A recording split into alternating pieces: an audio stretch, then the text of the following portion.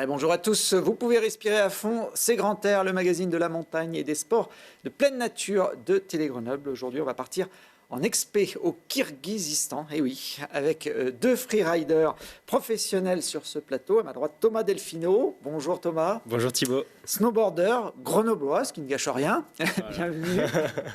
Et en face de vous, Aurélien Lardy. Salut Bonjour. Thibaut. Skieur, chamoniard, c'est bien aussi. C'est pas mal. Ah, ça peut le faire. On commence par un petit peu de géographie, parce que moi, le Kirghizistan, je ne sais pas où ça se trouve. Peut-être que mes téléspectateurs non plus. Vu qu'on va voyager dans ce pays pendant une bonne partie de cette émission, lequel des deux veut me faire le cours de géographie? Eh ben, je crois qu'on va laisser la parole à Allez, Thomas, qui est à l'origine du projet. Je sens que Aurel se dédouane assez vite. Le Kyrgyzstan, du coup, c'est le Moyen-Orient. On est même en Asie centrale. C'est pas du tout le Moyen-Orient, c'est l'Asie centrale. Et donc, du coup, on est juste en dessous du Kazakhstan, à côté de la Chine. Et puis en dessous, il y a le Tadjikistan. Ça fait beaucoup de pays stands dans ce... Mais en gros, ouais, c'est en plein milieu de l'Asie, quoi. Bon, on voit là sur cette carte un petit peu stylisée, Kirghizistan, on le prononce comment normalement? En français, on peut dire les deux. Les deux. En anglais, c'est Kyrgyzstan. Et après, en kirghize, c'est Kyrgyzstan. Kyrgyzstan. Voilà. Bon, on le voit sur ces images, c'est un vrai pays de montagne. Ouais, il y a énormément de montagnes au Kyrgyzstan, c'est monstrueux le nombre de sommets qu'il y a, des sommets encore vierges, des sommets très reculés, difficiles d'accès et des trucs magnifiques, quoi. C'est des montagnes où vous étiez déjà allés tous les deux? Alors moi, personnellement, j'étais jamais allé là-bas. Et Thomas, justement, qui est à l'origine de ce projet-là, avait déjà mis les pieds là-bas et en Alpi, je crois. Ouais, moi je suis allé au sud de Bichkek, dans un massif, dans le parc national de Ala-Archa. C'est un massif qui, pour le coup, au Kyrgyzstan est assez réputé. Il y a beaucoup de monde qui va là-bas pour faire de l'alpi, surtout de la glace. Et donc du coup, moi j'étais parti là-bas avec des copains pour faire un peu de glace au mois de novembre. On s'est bien caillé. Et il y en avait. C'était cool. Ouais, il y avait de la glace bien bleue, là. C'était bien dur, c'était cool. L'objectif de cette expé, c'était quoi à la base? Et bien là, on est parti là-bas pour explorer le massif du Kokshalto, qui est à la frontière avec la Chine. Et en fait, moi, j'avais vu des photos de ces montagnes-là qui avaient été ouvertes en Alpi dans les années 2010 environ. Mais personne n'était allé skier là-bas et je trouvais que le terrain se prêtait super bien au ski et au snowboard. Et donc du coup, l'objectif c'était d'aller mettre un peu les spatules là-bas, quoi. Essayer de rider des trucs raides, des trucs moins raides. Sur des montagnes sauvages comme ça, il y a des topos, on s'appuie sur quoi pour savoir à peu près où on va mettre les spatules justement? Il n'y a pas beaucoup d'infos, hein, à part les infos qu'on a des alpinistes, mais qui, eux, vont là-bas dans ce massif beaucoup plus tard, autour du mois d'août-septembre, parce que c'est là-bas qu'ils ont les meilleures conditions météo. Sinon, on avait très peu d'infos sur le massif, à part le nom des sommets, c'est tout ce qu'on avait. Et même encore sur l'accès et tout, on a bossé avec l'agence, mais c'était difficile, quoi. Alors justement, l'accès, c'est pas les montagnes les plus accessibles du monde, Aurélien. Alors non, pas du tout. C'est vrai que ce massif, il est très reculé du reste du monde, en fait. Et déjà, donc, il faut poser à Bichkek, qui est la capitale du Kyrgyzstan. Et puis par la suite, il y a 2 jours de voyage pour vraiment aller à la frontière chinoise. Ce massif, il se trouve vraiment entre la frontière kirghize et chinoise. Et du coup, il y a des heures et des heures de route, des kilomètres et des kilomètres. Je crois qu'on a le premier jour peut-être roulé entre 5 et 6 heures pour aller jusqu'à la ville de Naryn. Et ensuite, de Naryn, sur le papier, il y avait 7 à 8 heures de route pour aller potentiellement jusqu'au camp de base. Et en fait, on s'est très rapidement cassé les dents dans les vallées qui étaient pleines de boue et pleines de surprises, avec des routes qui étaient complètement dévastées. Et c'était d'ailleurs la première fois qu'une expédition et des camions allaient à cette période-ci de l'année dans ces vallées très reculées. Donc, là, il faut des gros 4x4 hein, pour pouvoir circuler. Donc c'est des Kamaz, c'est des camions l'époque soviétique finalement, et en fait ils ont que ces moyens-là pour aller dans ces vallées, en tout cas pour aller très loin. Sinon après il y a quand même des 4x4, il y a des chevaux. Et vous découvrirez dans le film qu'il a fallu faire appel finalement à des chevaux parce qu'on a eu pas mal de problèmes sur cette route pour aller jusqu'au camp de base. Alors là, on voit que finalement les gros Kamaz passent partout, même au milieu des rivières. Ouais, ben même c'est même pas des 4x4, c'est des 6-6, hein, c'est des véhicules syromotrices, c'est assez impressionnant, la taille des roues, c'est énorme. Et ouais, et puis en plus, tu vois que les chauffeurs qui conduisent ces machines-là, ils sont très expérimentés, ils ont l'habitude d'aller se mettre vraiment dans des galères et de passer partout, quoi. Normalement, de passer partout. Bon, là, ça l'a pas fait parce que, ben, à un moment, on est arrivé sur la piste, il y avait un lac et le déversoir du lac avait emporté la piste. Du coup, il y avait un énorme cratère dans la route. Et ça passait plus. Ouais, voilà, là, c'est là que Andrei, notre chauffeur, a décidé de passer dans le lac. On s'est tanké une première fois dans la boue là.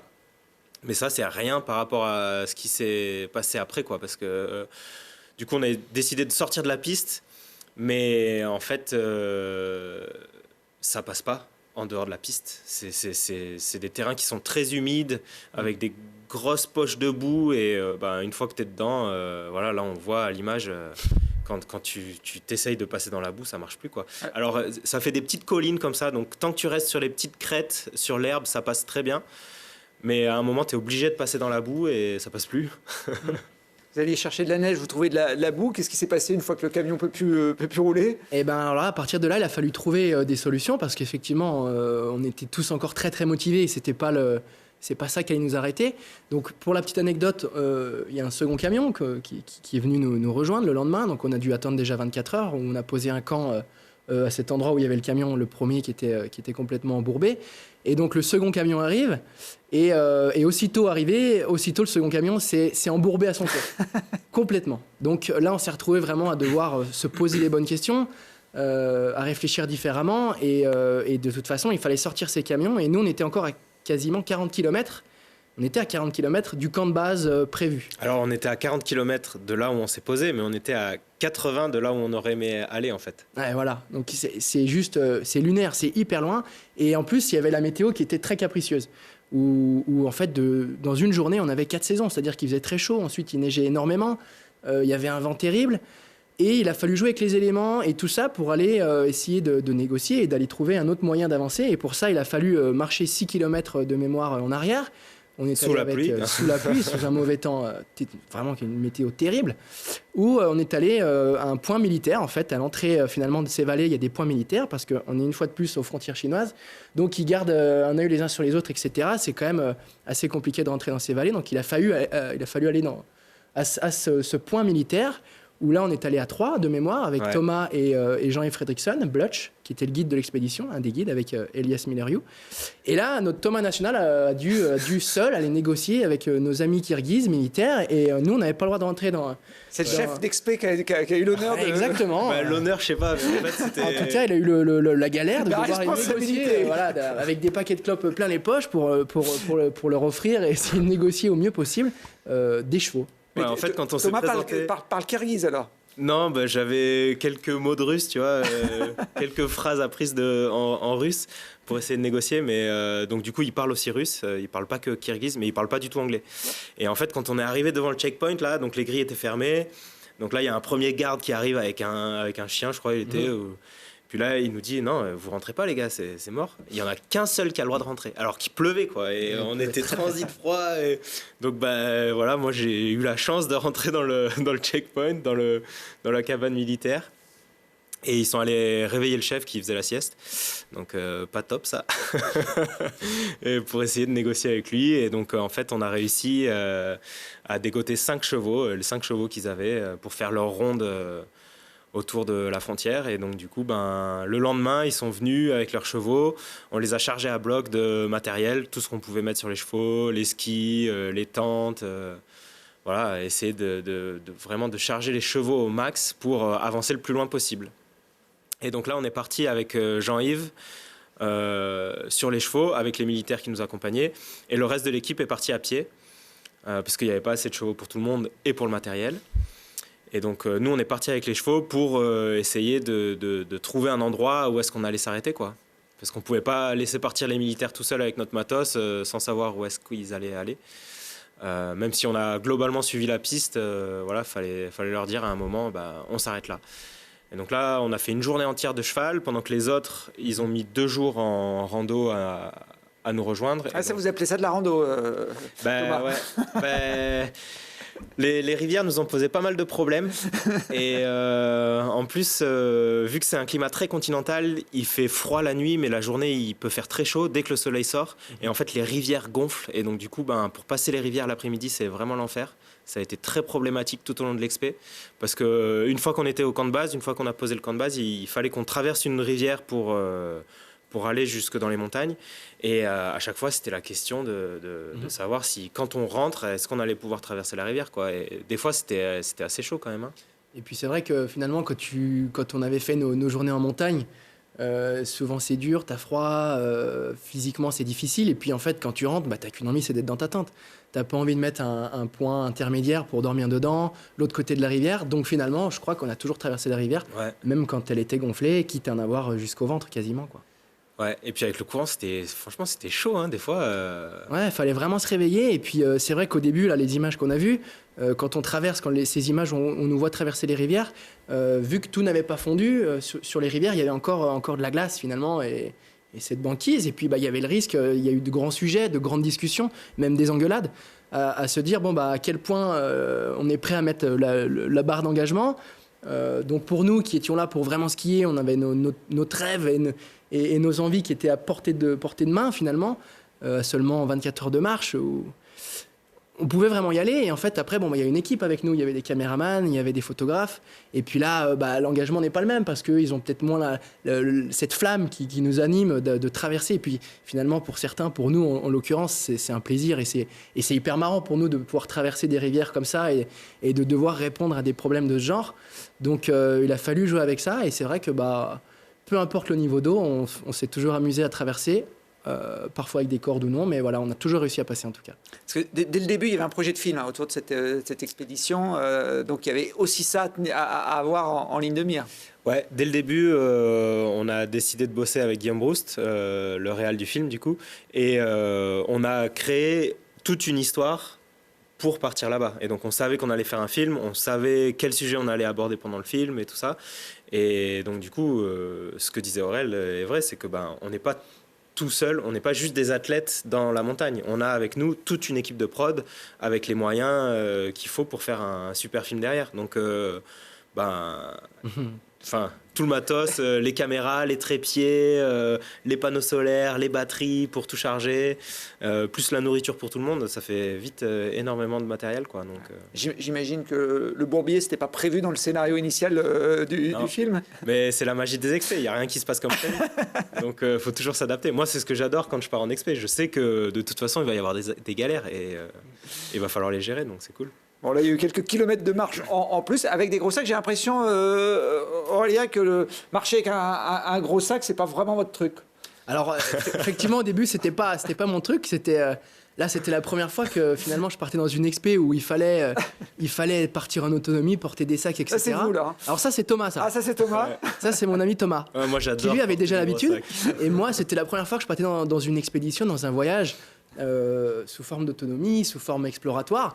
Et en fait, finalement, pour moi, ça a été un vrai déclic parce que derrière, j'ai refait 2 voyages. Je suis reparti 2 fois en expédition dans des chantiers très similaires, avec des sacs tout aussi lourds, voire même dans un voyage des luges à plus de 100 kilos. Et en fait, grâce à Thomas, finalement, qui lui m'a apporté et m'a présenté ce forme de voyage, avec Elias Millerieux également, ça a complètement changé mes perspectives et ma vision de la montagne. Aujourd'hui, moi, j'ai envie de faire plus que ce genre de choses. Et donc, je te remercie pour ça. C'était très dur, mais c'était très, très bon. C'est vrai qu'une fois moi, personnellement, une fois que j'ai goûté à ce genre d'effort-là, super intense, où tu es coupé du monde et tu dois vraiment te soutenir en tant qu'équipe et tout ça, moi, j'ai plus envie de vivre la montagne différemment. J'ai envie de la vivre comme ça, quoi. Une descente simple vous paraît plus fade finalement s'il n'y a pas toute une approche compliquée autour. Ah ouais, une expé, faut que ce soit dur, quoi. Ça n'a rien à voir. Marrant. La valeur de la montagne, peu importe la technicité ou... Alors évidemment, plus la montagne, la descente, l'itinéraire va être technique, engagé, raide, etc., plus c'est beau. Il y a cette notion artistique qu'on va retrouver dans la descente. Mais effectivement, plus l'approche est longue, plus elle est difficile, plus il faut répondre à plein de problématiques. Et plus derrière, avec du recul, sa valeur... elle ne fait qu'augmenter et c'est inestimable. Est-ce qu'il vous restait quand même un peu d'énergie après tout ça pour skier, parce que c'était quand même le but de l'expé, c'était d'aller glisser sur des nouvelles montagnes? et ben, plus c'est long, plus c'est bon, et plus finalement l'envie d'y aller est forte. Et tant qu'on est finalement dans ce milieu-là, qu'on essaie de répondre à toutes ces problématiques, à savoir quand est-ce qu'on va skier, quelle montagne on va skier, parce qu'il a fallu changer d'itinéraire, changer de montagne. Sur le plan A, c'était d'aller sur le Kizilhasker, qui est la montagne la plus haute du coin, qui est quasiment à 6000 mètres. Et finalement, par rapport à tout ce qu'on a eu, toutes nos problématiques, il a fallu se résoudre à aller dans une vallée qui était moins loin. Mais on a quand même trouvé des bijoux fantastiques, comme sur ces images. On peut voir qu'on est sur la montagne qui s'appelle Pony. C'est une montagne qui est aussi haute que le Mont Blanc. On est à 4007, un petit peu plus bas. Mais on est sur des altitudes qui sont déjà importantes. Et on a eu la chance finalement, parce que quand on a quand même passé 15 jours, 15 à 16 jours d'errance solitaire totale, à savoir quand est-ce qu'on allait skier ou non. Et puis, 16e jour, on a la chance de pouvoir aller skier et de trouver des conditions qui, par rapport à ce qu'on avait vu aux jumelles et qui finalement nous faisaient quand même assez peur, on a trouvé des conditions qui étaient fantastiques avec un fond dur, une neige hyper stable. Et on a pu se donner à cœur joie dans ces descentes et même dans les montées. Enfin, c'était fantastique. Et on a vraiment eu la sensation de skier sur des joyaux. Et on a eu cette chance de toucher l'intouchable, finalement. Et la patience et le temps, je crois que c'est ce qui, aujourd'hui, pour le futur, te permet de réussir une expédition. Et quand on est arrivé au camp de base, on n'était vraiment pas sûr du tout d'aller skier ces faces-là. Quand on regardait les faces aux jumelles, il y avait énormément de glace et ça nous faisait peur. C'était très peu enneigé, le massif. Et en fait, on a passé une quinzaine de jours bloqués dans la tente à cause du mauvais temps. Et donc du coup, on pouvait pas skier, mais en même temps, on en a profité pour se reposer. Bon, voilà, quand tu es dans la tente, coupé du monde, t'en profites pour déconner, pour faire des blagues, pour jouer aux cartes, mais en vrai, tu fais pas grand-chose d'autre que de manger et de te reposer et d'attendre la fenêtre météo. Et quand elle arrive, il faut être opérationnel, quoi.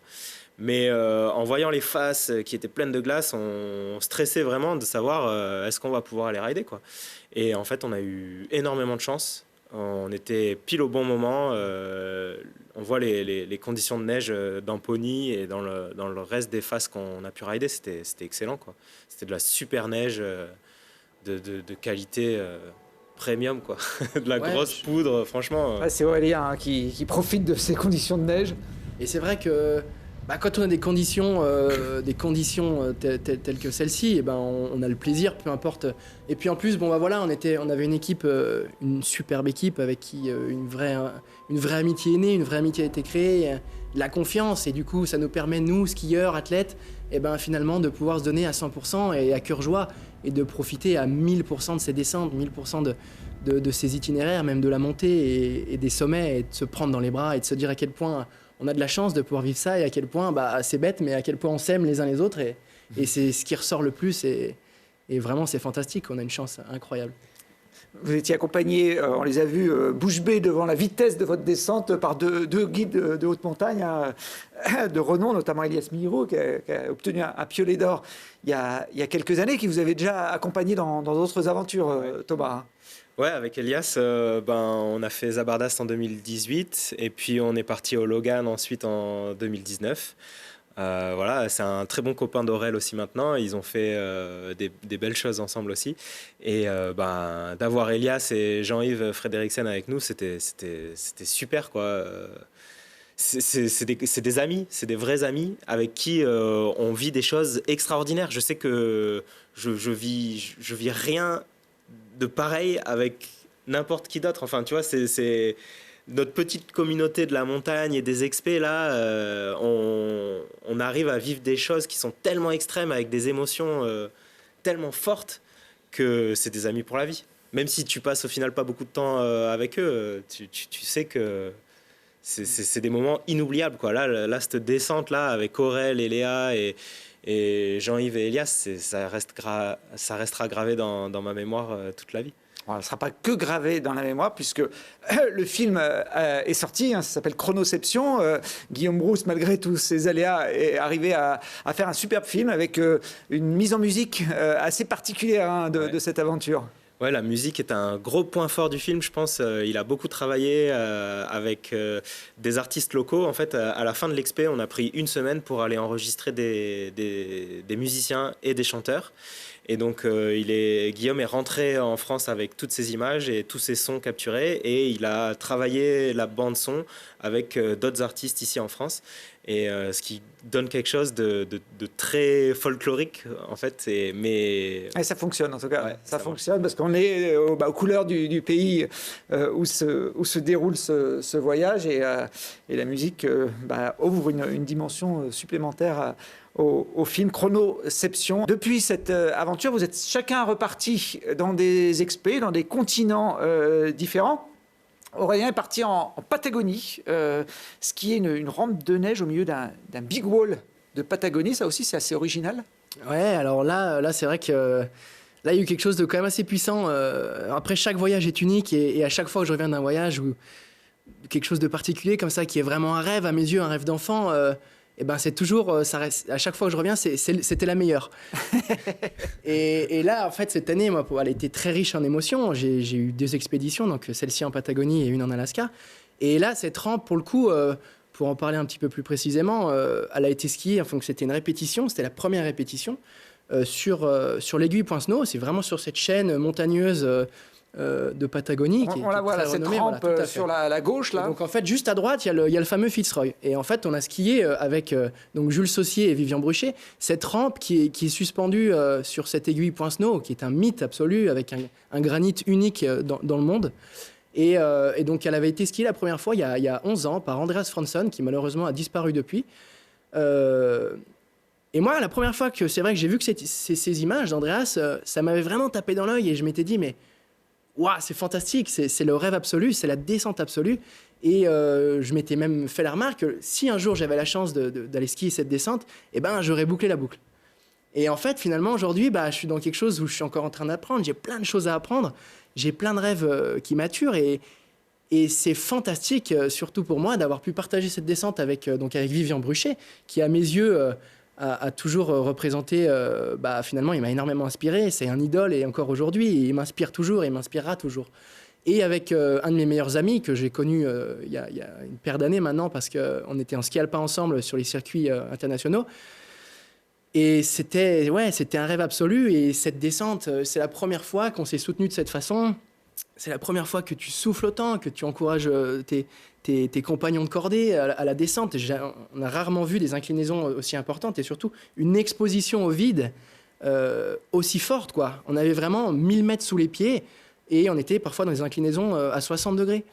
Donc ça a été hyper fort. Heureusement, les montagnes là ont été très très sympas avec nous. On a une chance inouïe parce que c'est un coin du globe qui est battu par les vents et par les perturbations d'une façon terrible, peut-être le pire de la planète, ou en tout cas dans les pires. Et on a eu la chance d'avoir de la neige printanière, même presque poudreuse, avec une stabilité hors norme. Et vraiment, à la montée, on a un petit peu fait de l'huile de fesse quand même pour le dire, et puis à la descente j'en parle pas, mais on s'est vraiment encouragés les uns les autres. On n'a pas hésité comme sur les images à mettre un bout de corde. Moi là sur cet extrait j'avais vraiment envie de vivre l'expérience à fond, donc je prends la décision de ne pas utiliser la corde, et puis finalement en montagne on ne peut pas tricher, donc à la fin de cette traversée je suis arrivé sur une plaque de glace noire fluo, comme dirait Thomas dans le film Chronoception. Et en fait, il a fallu être réaliste et attraper cette corde. Et donc là, ça, c'est des couloirs aussi. On nous avait dit, vous verrez, en face ouest du Fitzroy, il n'y a jamais de neige. Et ce qu'il faut savoir sur cette face ouest, quand on est face ouest du Fitzroy, donc derrière la Point Snow, l'image qu'on a vue précédemment, on fait face au Cerro Torre. Cerro Torre qui est connu pour être la montagne la plus difficile du monde à grimper, qui a été grimpée par sa voie du compresseur, qui est très connue une fois en libre, et qui est battu directement par les vents qui viennent droit de la calotte chilienne. C'est vraiment terrifiant. Et donc, ces 2000 mètres de granit face à toi, c'est une force absolue, un dieu d'une beauté incroyable. Et on a eu la chance, malgré les dires, d'avoir 40 cm de neige fraîche dans ces couloirs de plus de 1000 mètres. Et le projet, ce qui vraiment nous motivait, c'était la notion exploratoire qui reste encore dans ce massif. C'est vraiment un joyau, c'est très préservé. Et puis, c'est quand même loin en termes de marche. On a aussi pas mal porté. Des sacs assez lourds. Et puis, on a eu la chance, donc avec Vivian et Jules, de faire 6 ouvertures de mémoire, dont une qui est vraiment majeure, qui fait 1400 mètres sur un sommet qui s'appelle le Domo Blanco, où là, on a pu skier sous un mur un petit peu, tout simplement de la taille d'El Capitan, dans le Yosemite, où au milieu de ce mur, il y avait une rampe de neige que la nature avait placée là, juste pour notre plaisir de skieurs et de notre vision du ski assez utopique, très artistique et voilà, exposé au-dessus du vide, les skis dans le ciel, et c'est des souvenirs qui resteront à jamais, mais qui sont tout aussi forts que ce qu'on a pu vivre sur Chronoception au Kyrgyzstan. Des pentes aussi exposées, aussi raides, ça vous fait aussi rêver qu'Aurélien, Thomas, ou vous avez une limite Alors là, la rampe Williams, par exemple, là, celle-là, moi, en tant que snowboarder régular, en plus, j'y mets pas les pieds, c'est pas possible, parce que ça veut dire que je serai tout le temps carbac. Vu l'inclinaison de la pente et comment est disposée la rampe, moi, c'est pas possible, quoi, en snowboard. Et puis, aller dans du 60, j'ai trop peur. Il y avait de la pente raide quand même au Kyrgyzstan. Ouais. Il y avait quelques passages, là on vous voit, où pareil, vous voilà, êtes là, par concentré exemple, là. Ouais, concentré, bien sûr. Et puis là, on voit que sur ce morceau-là, Aurel, il est passé sans la corde. Ouais, là, je dis, ouais, là, c'est maxi raide quand même. Hein. Il n'y avait pas 60 degrés là, mais moi, ça me va très bien. C'est assez pour sortir la corde et c'est pas forcément ce que je cherche dans le snowboard. Je cherche pas forcément à aller dans le plus raide et c'est pas ça qui va m'attirer le plus. Comme disait Aurel, je suis encore très attiré par l'esthétique des lignes, mais pour moi, la raideur de la pente, ça va pas être esthétique particulièrement. Mais par contre, là, dans cette phase-là, dans cette phase de papillon de nuit, c'est le nom de la montagne, on était obligé de passer par là pour faire l'itinéraire esthétique, le plus esthétique en tout cas. Et voilà, s'il faut y aller, j'y vais, il n'y a aucun problème. Mais par contre, c'est pas ce que je vais rechercher en premier.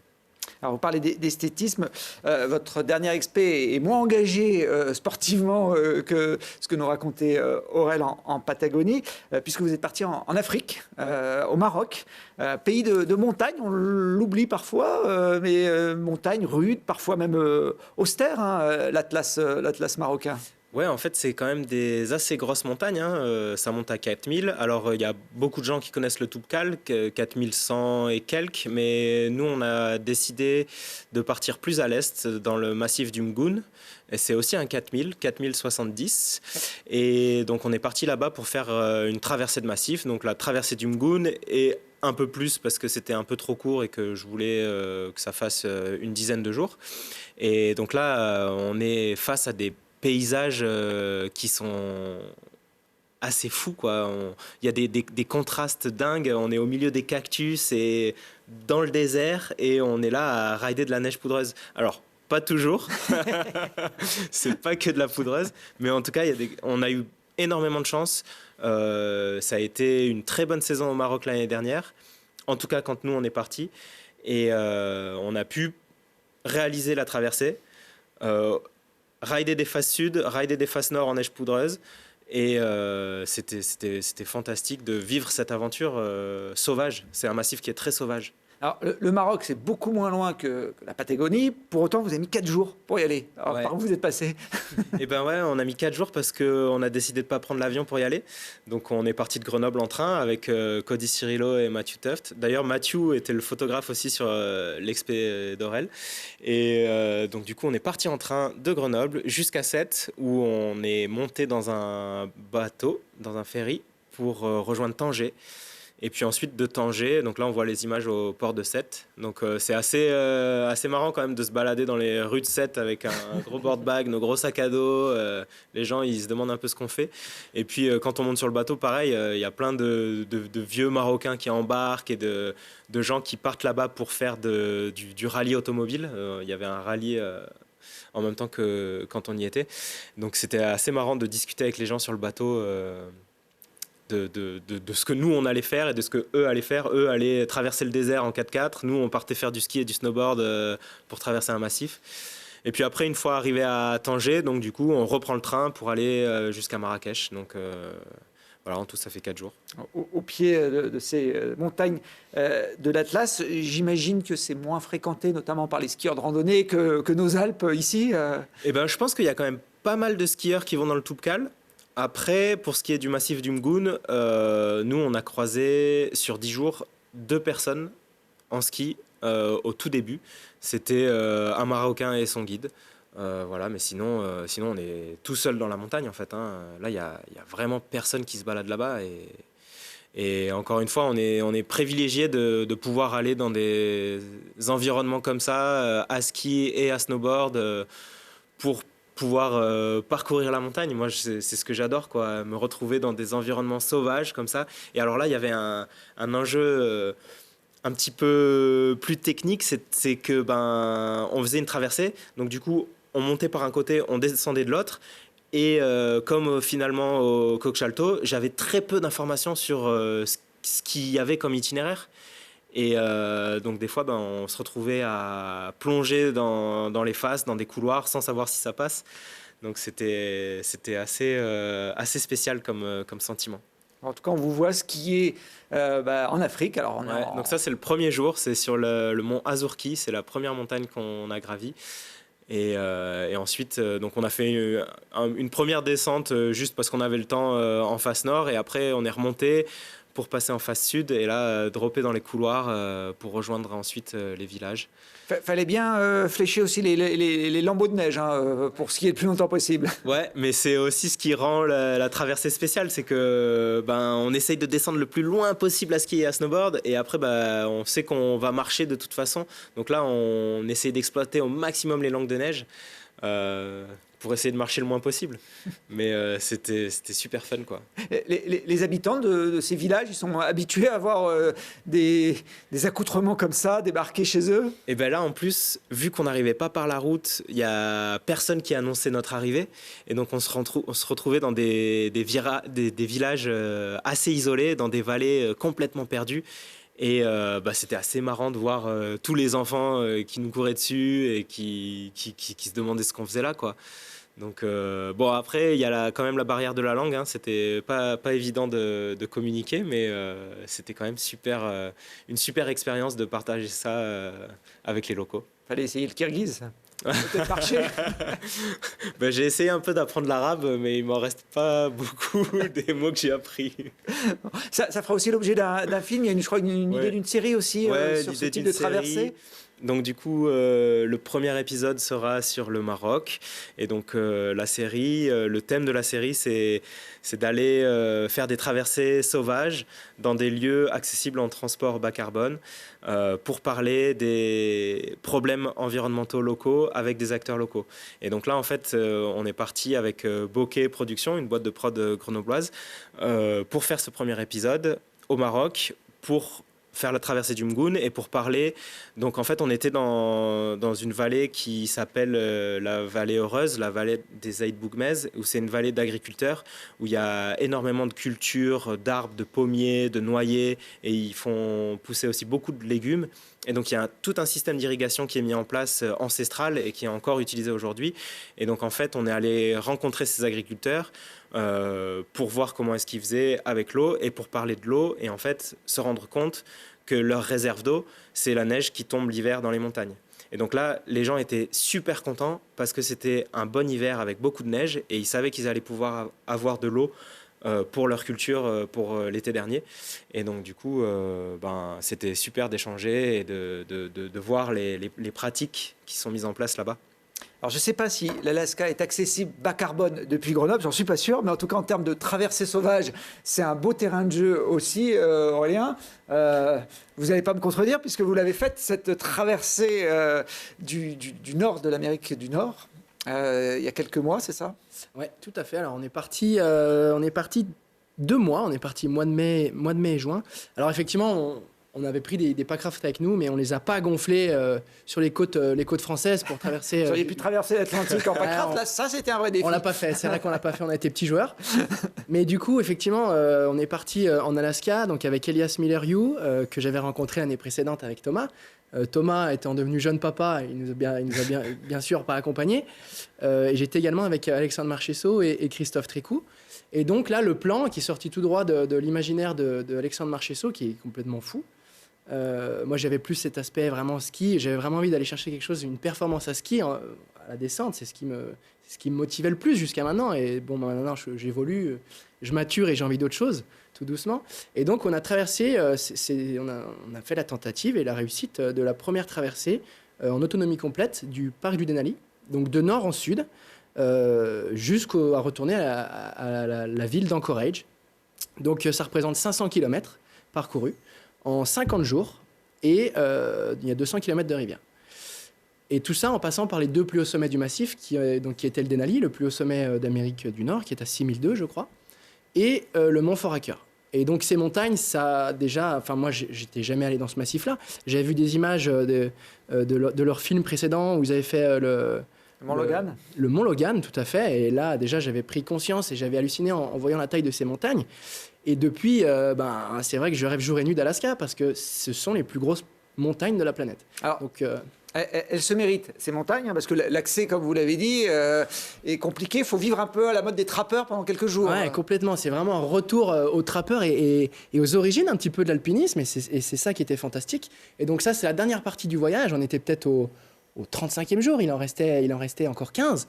Et donc on s'est laissé dériver comme ça sur les rivières et fleuves d'Alaska, où on était absolument seul avec pas le moindre être humain, en tout cas voilà, autour de nous. Des animaux, énormément, on en a vu. On a eu la chance de voir des loups, des aigles, on s'est fait charger par un ours. On a vu un second qui était beaucoup plus gentil, je me demande si c'était pas Winnie d'ailleurs. Après, on a eu la chance de voir des belugas, des phoques. Mais il a fallu effectivement aller puiser physiquement des choses que moi personnellement je ne connaissais pas encore et que même les autres ne connaissaient pas. Ça, la traversée de rivière, vous aviez testé au Kirghizistan. Alors la traversée de rivière on connaissait, mais on était chargés comme des mules. Il nous restait là, on était à peu près quand même un peu plus lourd. On avait plus de 40 kilos sur le dos à ce moment-là. Et on était absolument seuls sur des étendues que je n'avais jamais vues. Et puis ce qui est intéressant et ce qui est super marrant, c'est qu'à la fin on avait la rivière. Et moi, j'avais absolument aucune expérience. En fait, pour la petite anecdote, avant de partir, on ne savait pas si on allait faire une journée pour s'y entraîner, apprendre les bases. Et puis, finalement, une semaine avant le départ, on s'est dit, bon, les gars, moi, j'en ai besoin. Moi, j'aurais dit, les gars, j'en ai besoin. L'eau, ça me fait peur. Ça me terrorise vraiment. Et là, vous voulez partir dans des rivières qui sont quasiment jamais pratiquées et des rivières qui découlent des plus gros glaciers de la planète. Donc, j'ai besoin d'avoir quelques bases.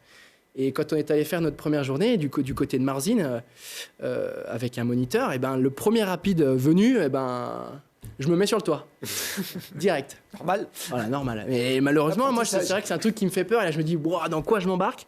Et puis finalement, de fil en aiguille, ils avaient déjà une petite expérience, Alexandre et Elias, puisqu'ils avaient parcouru au Logan une rivière. Chitina River.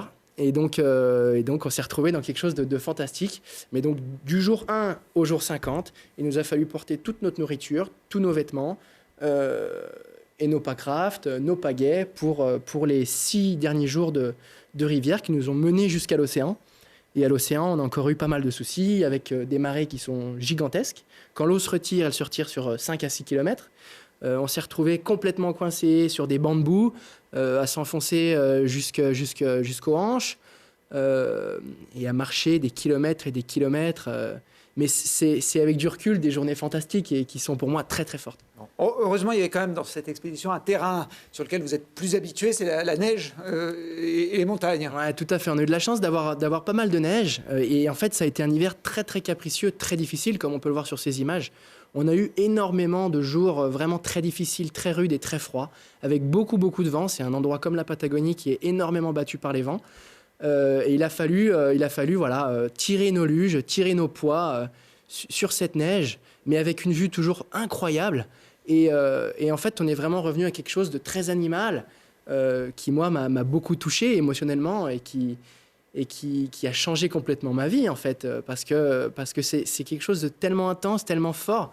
Et on est revenu à quelque chose de tellement simple qu'on est vraiment revenu à quelque chose de très animal. On était capable de retrouver notre passage dans le mauvais temps sur des glaciers inconnus. Et tu sais pas pourquoi, tu vas plutôt partir à gauche parce que tu sens qu'à droite, il va y avoir des crevasses. Et effectivement, ton instinct animal qui est revenu à toi, il va te remettre sur les mêmes traces des loups et des ours qui finalement sont repassés à gauche de la crevasse et non pas à droite. Et ça a été une expérience vraiment très très forte. Et vraiment, c'est pareil là, émotionnellement, il y a énormément d'amour, énormément de partage. Et tu reviens avec des frères et c'était vraiment fantastique. Et puis des descentes et des sommets qui sont mythiques, que j'ai toujours vus dans les magazines, dans les livres. J'étais très, très heureux et très fier de pouvoir faire cette traversée avec ces compagnons-là. Bon, on en garde un petit peu les images de descente, ce sera pour le film, parce qu'il y a un projet de film pour l'année prochaine. Oui, tout à fait. Donc il y aura un documentaire de cette traversée. Je ne sais pas quel sera le format comme d'habitude. Là, pour changer un petit peu, on était en autoproduction, on n'avait personne avec nous, pas d'équipe. En revanche, par exemple, je rebondis sur la Patagonie, il va y avoir un documentaire également qui va sortir. Donc l'année prochaine, il va y avoir deux films. Mais là, sur la Patagonie, on avait une équipe professionnelle avec nous. Et voilà, il va y avoir des super documentaires. J'ai absolument hâte de voir. Et à chaque fois que je rentre, moi, je ne mets absolument pas le nez dans les montages et je redécouvre les aventures. Au moment où c'est fini. Aux Rencontres Ciné-Montagne, par exemple. On espère qu'on verra tous ces films aux Rencontres Ciné-Montagne 2024. En tout cas, je vous remercie d'être venu. Il nous reste quelques minutes pour finir cette émission. Le temps de tourner quelques pages.